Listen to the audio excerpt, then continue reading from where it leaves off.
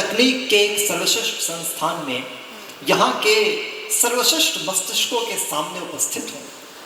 मेरा मन है एक ऐसी कविता पढ़ने का जो मैंने लिखी तो लगभग 4-5 महीने पहले थी, लेकिन सुनाया कहीं नहीं। सुनाने के क्रम में एक वजह यह भी है कि मेरे समस्त शुभचिंतकों ने मना किया कि यह धारा के विपरीत कविता है, आप इसे मत सुनाओ।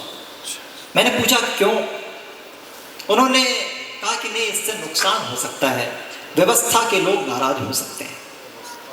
मैं हिंदी साहित्य की परंपरा से आता हूँ, जहाँ हमारे कुंबे का एक फकीर कहता है कि संतन को कहाँ सीकरी सुकाम, आवत जात पनैया टूटी बिसर गयो हरि नाम।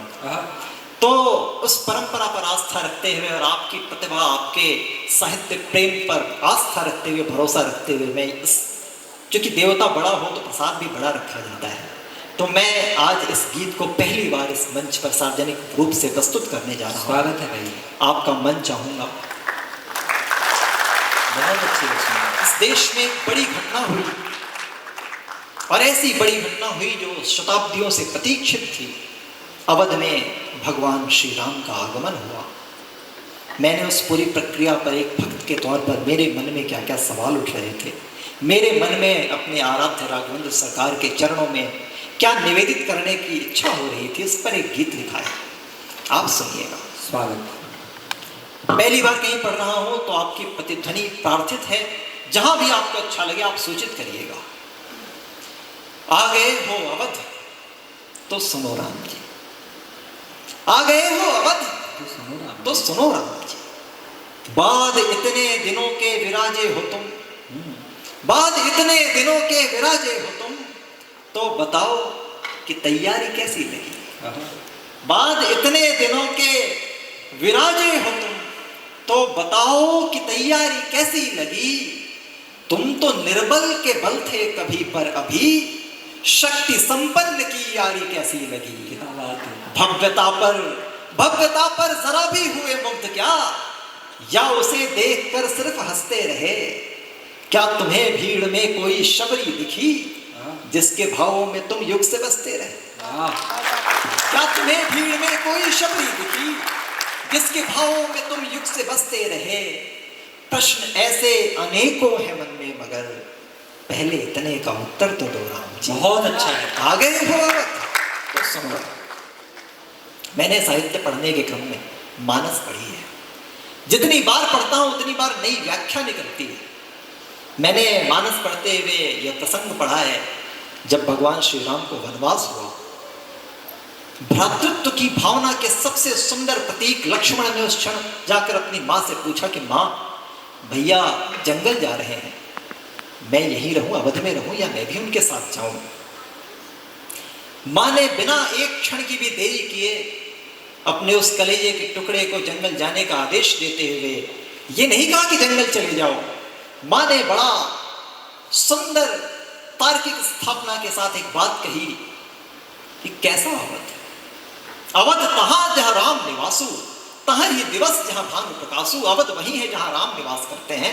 अगर राम के चरण जंगल में है तो अवध भी वही जंगल है।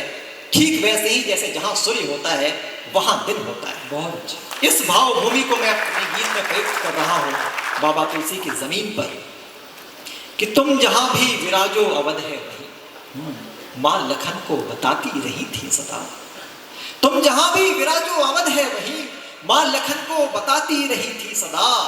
इस कठिन काल में पर जगत ने यहाँ एक बिल्कुल अलग दृश्य देखा सहा। पा सको एक भूखंड इसके लिए, पा सको एक भूखंड इसके लिए, भीड़ लाखों भगत की जुटाई गई। देवताओं के घर के लिए स्वीकृति आदमी की अदालत से लाई।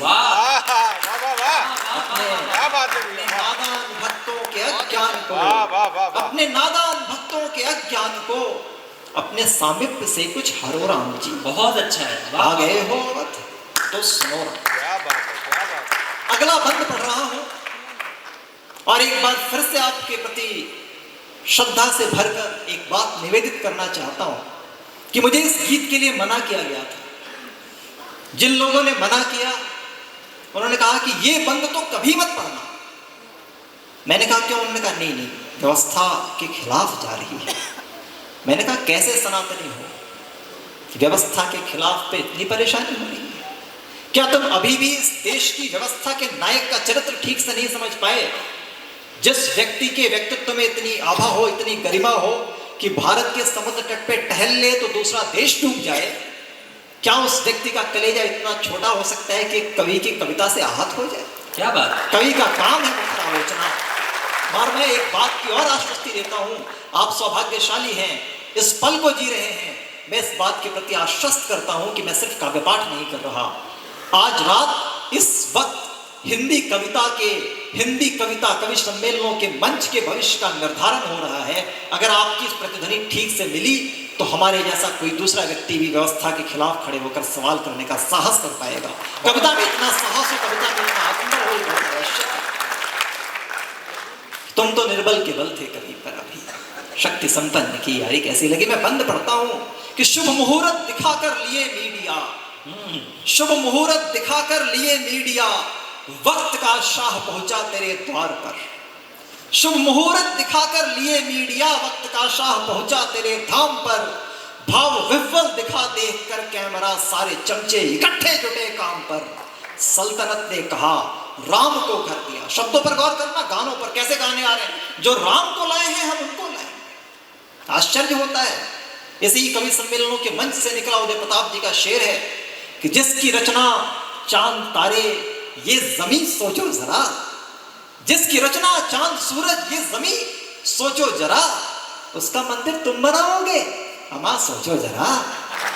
तो मैं इस भाव को पढ़ रहा हूं, आपकी आश्वस्त मिले। शुभ मुहूर्त दिखाकर लिए मीडिया, वक्त का शाह पहुंचा तेरे धाम पर। भाव विह्वल दिखा देखकर कैमरा, सारे चमचे इकट्ठे जुटे काम पर। सल्तनत ने कहा राम को घर दिया, सल्तनत ने कहा राम को घर दिया, जोड़कर चंद ईंटें तेरे नाम पर। एक मंदिर बनाकर जताया गया, राजसत्ता का उपकार है राम पर। वाह। भावनाएं सजाएं जो बाजार में, ऐसे सारे भगत से डरो राम जी, आ गए हो तो सुनो राम जी। मैंने पहले बंद में रामायण की व्याख्या की थी, आखिरी बंद में गीता बता रहा हूं। भक्ति योग एक चैप्टर है गीता में। आप लोग कर्मयोग से साधना करने वाले लोग हैं, आदरणीय निदेशक महोदय कर्मयोग से साधना करने वाले लोग हैं। भारत का आधुनिक तीर्थ है ऐसा संस्थान जहां आप काम कर रहे हैं। ईश्वर आपके संकल्प को और बल दे। ईश्वर से पूछता है अर्जुन 12वें अध्याय में गीता के कि अलग अलग विधियों से लोग आपकी पूजा करते हैं, आपको कौन प्रिय है? ईश्वर ने बताया भी है कि मुझे कौन प्रिय है।